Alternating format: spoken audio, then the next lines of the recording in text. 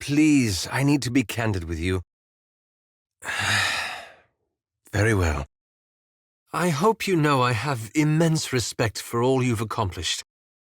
Earlier, I told you how confident I felt in your sense of direction, how you've borne your burdens. But lately, I fear you're leading us down a troubling path. As a priest, this may be difficult for you. Tradition and liturgy are in your blood, I expect. But these things can be a crutch. I understand you monks are often bound to your customs, but they can be a crutch. You left your home because you rebelled against the establishment, so it surprises me to see you cling to it here. I know you to be thoughtful, logical, so it surprises me to see you cling so reflexively to old customs now. You are a historian. Surely you've seen the dangers of clinging to the past. Your old profession in the sciences surely taught you the value of logic over intuition.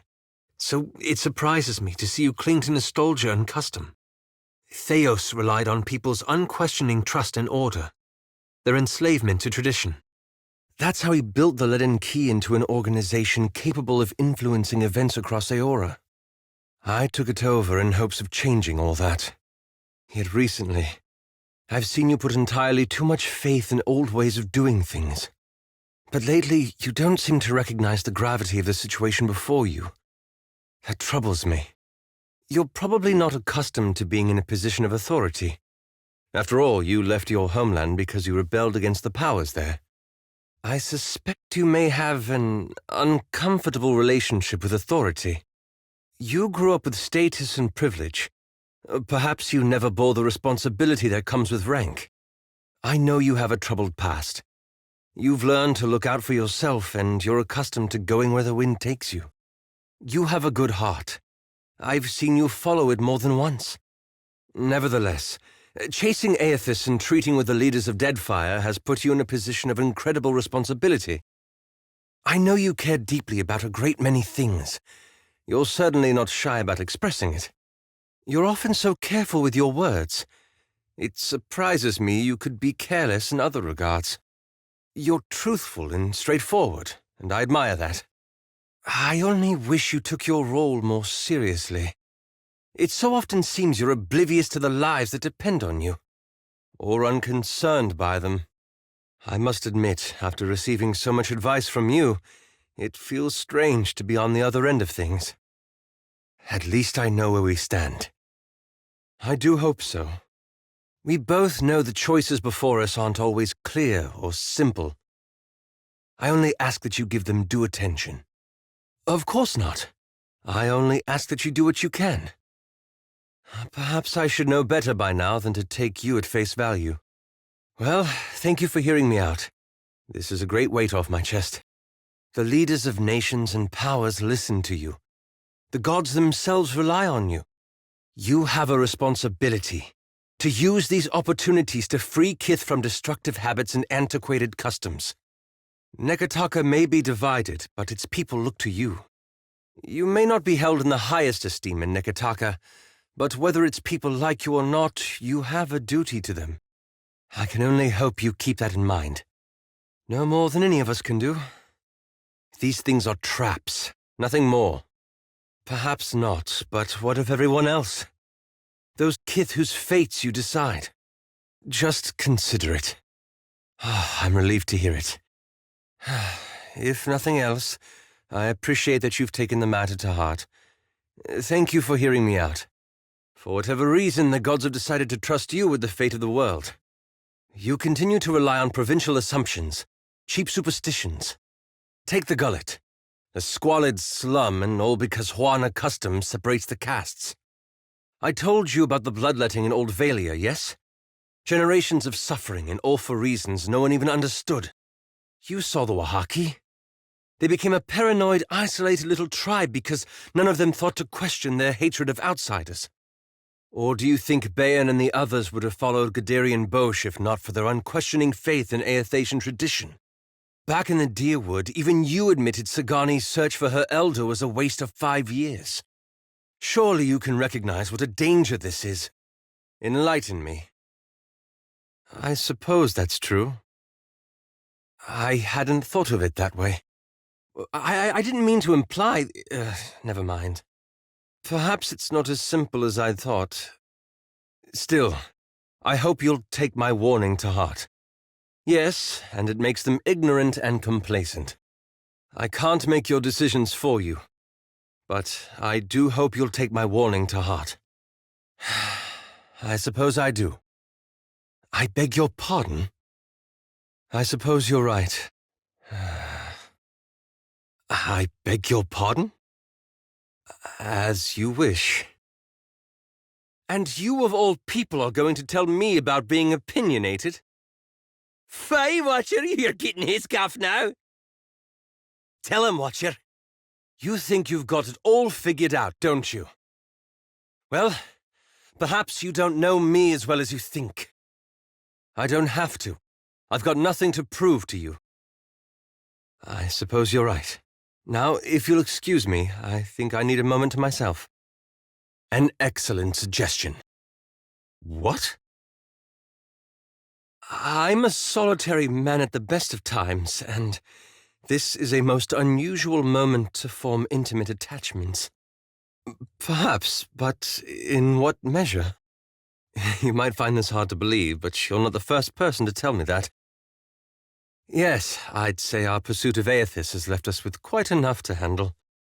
Well, thank you for this diversion, nonetheless. Sorry. It's hard enough sharing my head with one other person.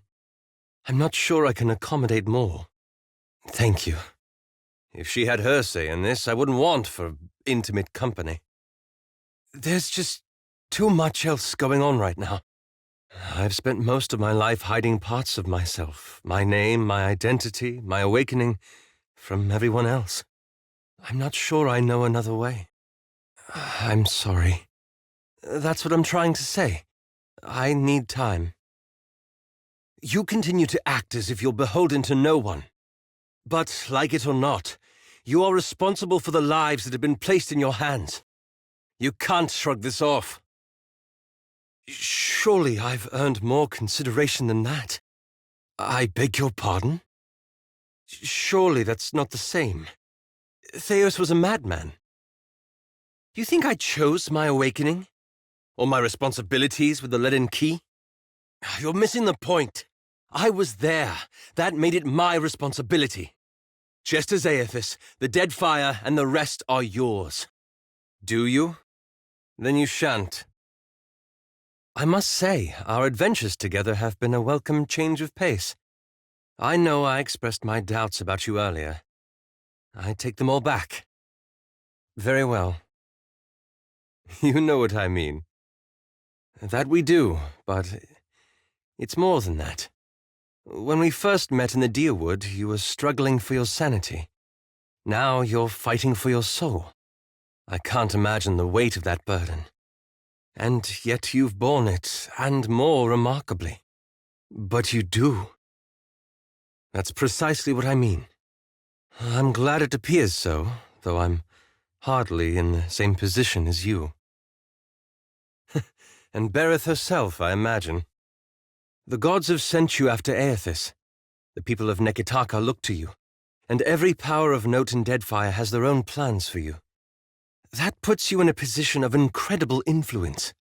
I've known you to be a person of rare kindness. I've known you to be a person of strong principles. I've known you to be forceful at times, hot-headed even. It is sometimes difficult to gauge what truly matters to you.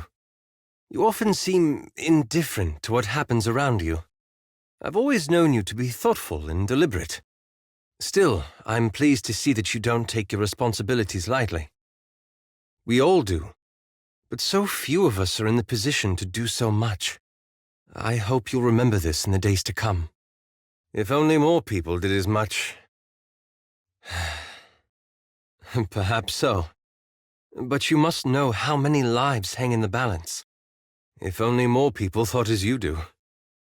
After all we've seen, how can you say that? At Sun and Shadow, you determined the fate of thousands of souls. I should hope you gave the matter due consideration. Please, just remember this in the days to come. For the first time in a long while, I feel truly confident in where I'm going, what I'm doing. With you, I mean. I didn't mean to be callous. It's just... Whatever works for you, I suppose. That's precisely what I mean. You and I are rather different. You're bold, brash. More like Isilmir, I suppose. You're forward, outspoken. Perhaps that's why you're decisive where I'm uncertain.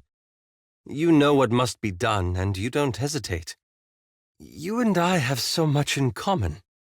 We both tend to keep matters to ourselves, with good reason, I'm sure. We both think before we act, a sensible habit, but frightfully uncommon. We're both careful with our words, with good reason, of course. And yet you're decisive where I'm uncertain. Somehow you know what must be done, and you don't hesitate. I'm so rarely sure of anything, not the least when it comes to the grand affairs of gods and kith. But you always seem so certain. Somehow you know what must be done, and you don't hesitate. I admire that. Come now, you make this look easy. I don't know that I could trust myself with the decisions you're making. My own brief time hunting the leaden key has taught me there's nothing enviable about the position you're in. And yet you've borne it well. That's what duty is, isn't it? Simply doing what must be done. I'm glad you find it so, for few would be up to it. Whatever my faults, a lack of self-awareness is not among them. Perhaps what I mean is, if we must be caught between the gods and the wheel, then I'm glad you're on our side. I gladly would. That means a lot. Thank you. Now I hope you'll excuse me, but I really must review my grimoire. Well, that was unexpected, but not unwelcome, and I've come to care for you. No, not at all. I've always been solitary by nature. It's been a relief to let my guard down with you, though. That's just the thing. Then I hope you'll understand where I'm coming from. I've spent most of my life hiding parts of myself, my name, my identity, my awakening, from everyone else. I'm not sure I know another way. My reticence isn't about you. After living with Isilmir for so long, I've come to value privacy. The space to think and reflect in solitude. I'm not talking about physical space. Think of her as an intrusive neighbor, not always present but rarely far away. Still, she's the least of my concerns.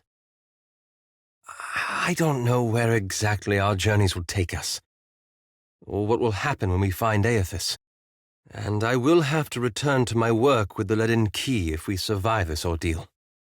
I don't want to make a commitment to you that I can't honor, and I certainly don't want to deceive you about my intentions. Perhaps not. Still, I don't regret any time we've shared. I'm glad we spoke of this. Yes, I like the sound of that.